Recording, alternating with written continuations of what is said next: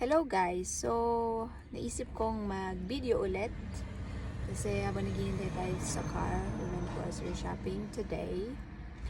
And yes, let's talk about this time siguro about yung paano tayo mag-handle ng basic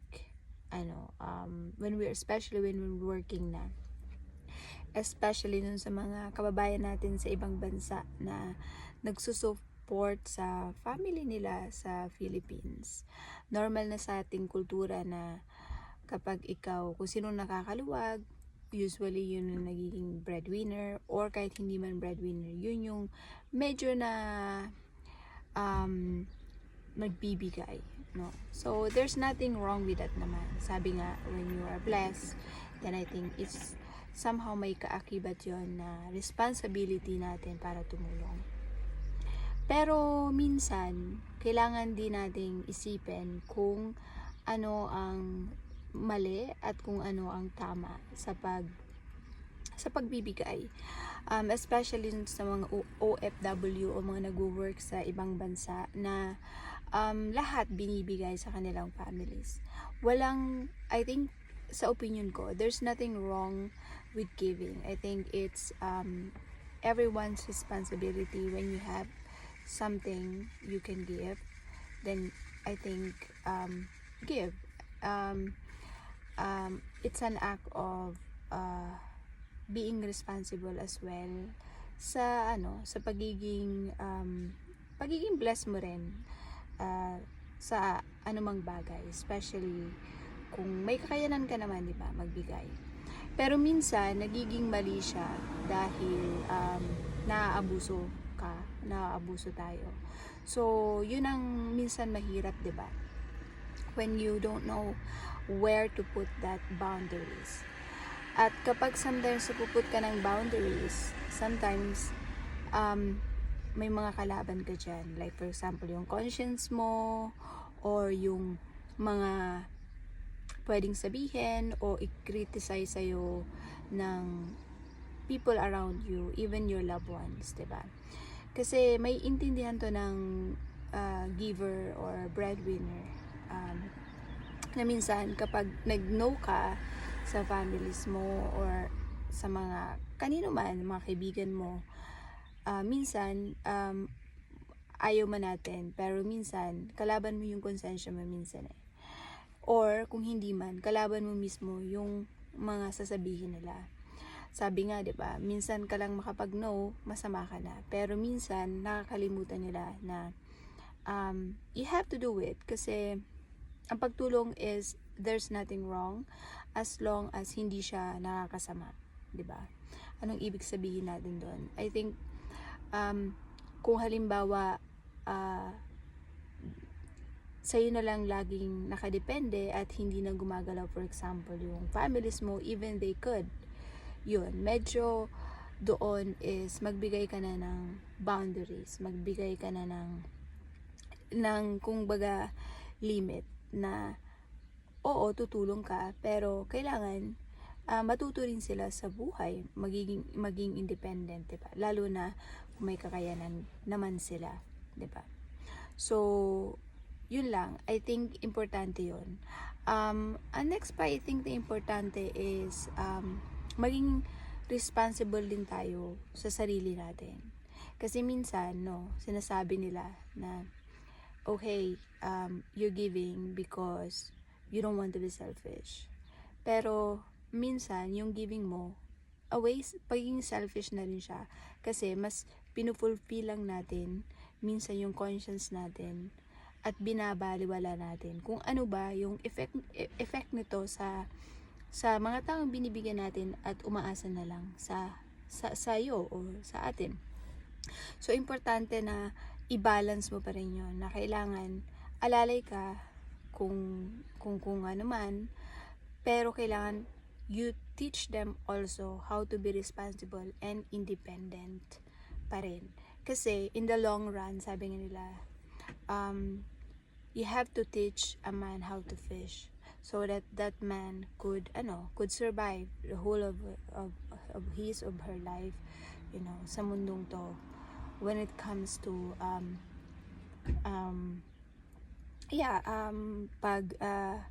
pagtatrabaho, pag-earn ng money, ganyan, pagiging responsible when it comes to hanap buhay. So minsan nagiging nagiging leeway din natin minsan na maging alam mo yun, mag-iwas na lang tayo sa conflict, kahit minsan alam natin mali na yung ginagawa natin.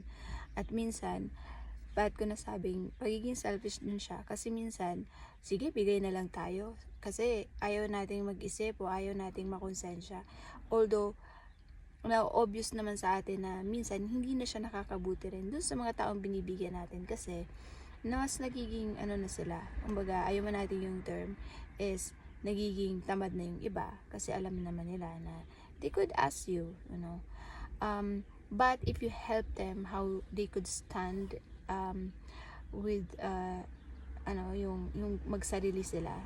For example, you help them how to mag-finish ng schooling nila, and so that someday meron silang nice work or magandang trabaho, diba? And then they could earn themselves. Tsaka alam mo, kapag nasimulan natin yun ng ganon, for example, nagiging role model din tayo So we have a very big responsibility, not just by giving but being a role model sa ating pamilya, sa ating mga kaibigan, na pagiging responsible na helper ka. Yun yung I think being responsible with your health. So hindi siya madali, especially if talagang giver ka. Hindi siya madaling mag-no, hindi madaling magbigay ng boundaries sa pagbibigay, lalo na kung talagang naturally generous ka. Pero like what I've mentioned, kailangan natin minsan gawin for hindi sa pagiging selfish or whatever reasons, but because gusto mo rin matuto silang maging responsible din, like what I mentioned. Matuto silang magsarili someday, especially hindi ka naman siguro habang panahon, di ba, that you aasa na lang sa'yo, kasi you have your own life as well. At saka kahit pa sabihin natin you could, mas maganda pa rin kung everyone someday na kaya nila, everyone, di ba, kaya nila talagang magsarili at kaya din nilang mag-give. Kasi kapag natuto rin silang mag-work with their own skills, with their own capabilities and abilities, yung kumbaga yung ginawa mo sa kanila, pwede rin nila yung i-share din sa iba. Kasi sabi ko nga, be a role model. So kung role model ka doon sa area na yon, they would adapt it someday when they could as well help na also with their own earnings, with their own income. So kaya minsan importante din yung tough love, okay? Importante din na hindi tayo basta-basta lang bigay ng bigay. At importante din na may tinitira ka rin sa sarili mo, hindi lang para sa kanila, kundi para sa iyo din. Both win-win when you put a boundaries.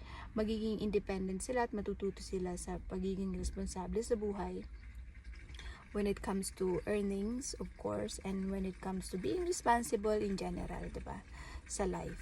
At ikaw din, syempre, ikaw, kailangan mo rin naman magtira para sa sarili mo. Kasi, especially when you get older, pag nag-retire ka with your families, diba?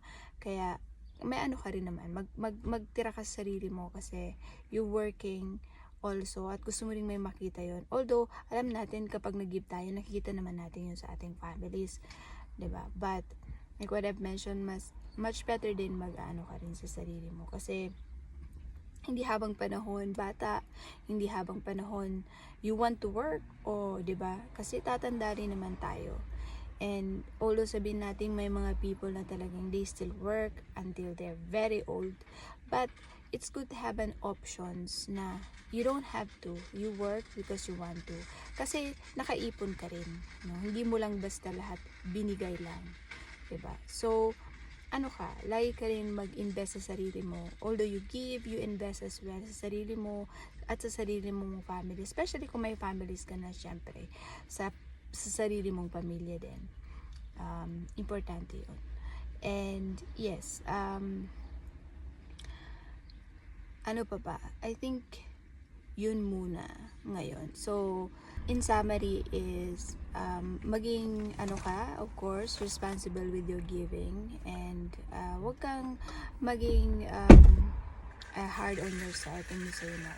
Sometimes tough love is a great way for both parties, yung nagbibigay at yung binibigyan in the long run or someday. So, I think yun muna sa ngayon. See you again sa next topic, sa next talk. God bless. Always. See you guys.